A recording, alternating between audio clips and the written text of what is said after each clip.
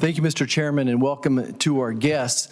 I recall sitting in the doctor's lounge maybe a month or three after Obamacare was passed, and there were two conclusions in that lounge. Number one is, oh my gosh, the insurance companies have written this bill. And we said that because there was going to be estimated $50 billion of subsidies going directly to the insurance companies. And today that's grown to $150 billion a year. So American taxpayers are paying insurance companies exactly $150 billion a year. The other conclusion is that this overregulation would lead to consolidation of the industries. I mean, it was very evident the same thing was happening in banking and Dodd-Frank. We knew that we're going to have to take nurses off the floor and bring them into data entry positions as well. We knew the small doctors' offices, small hospitals could never take on all this overregulation. So here we are 15 years later, and we understand that Obamacare has been an abstract failure.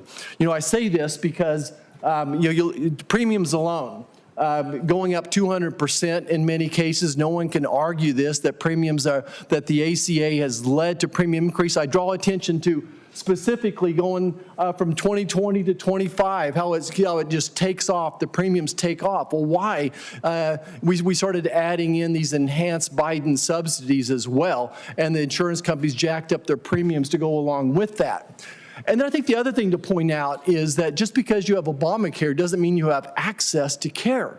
If you're a single person with a deductible of $5,000, if you're a family of four with a deductible of almost $15,000 and you're making less than 400% of poverty level, there's no way that that's access to care. So I came here saying that there's three principles. This is 2016. I ran on fixing healthcare in the Congress. I said that we need to do two things. Number one is we need to make patients consumers again. Number two is we need to promote transparency, price tags. And if you did those two things, if you made patients consumers again, you presented the consumers with options, then innovation would occur once again. No one can do innovation right now because there's so many guardrails around what you can do or not do. We spent about 4 years promoting that, and now it's kind of catching on. But the other thing I did is I read a book called The Singapore Model in 2020-21, and was intrigued with how they took federal dollars and put them in what I would call an HSA account, an HSA-like account.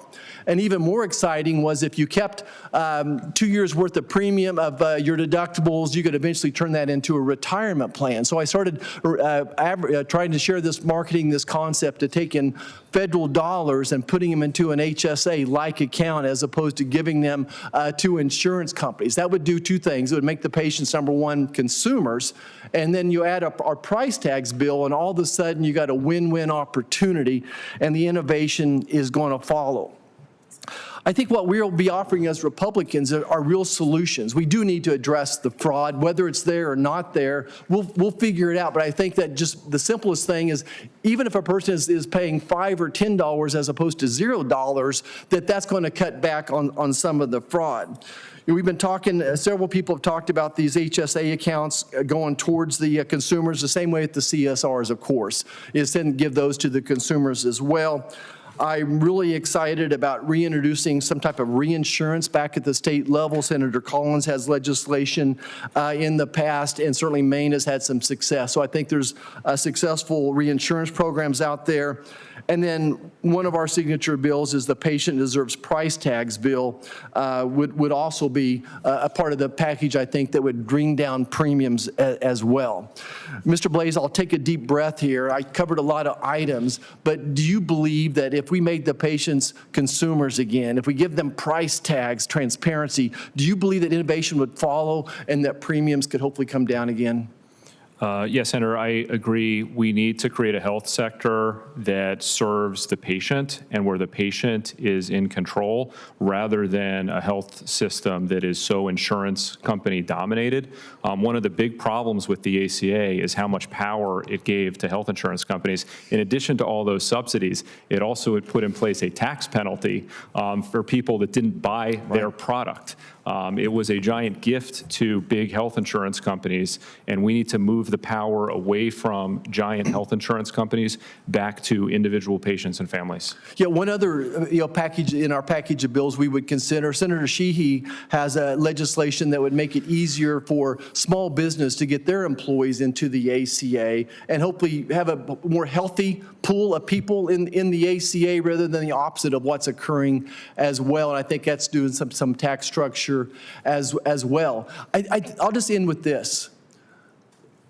I hope that my friends across the aisle share the same goals that we do, that we want to make healthcare affordable and meaningful, accessible to everybody. And we have to stop talking just about how do we transfer premiums from the consumer to the federal government. I think a solution where we just shift the cost from the consumer to the federal government is just going to continue to inflate insurance prices as well, insurance premiums. Thank you, Mr. Chairman. I yield back. Thank you, Senator Lujan.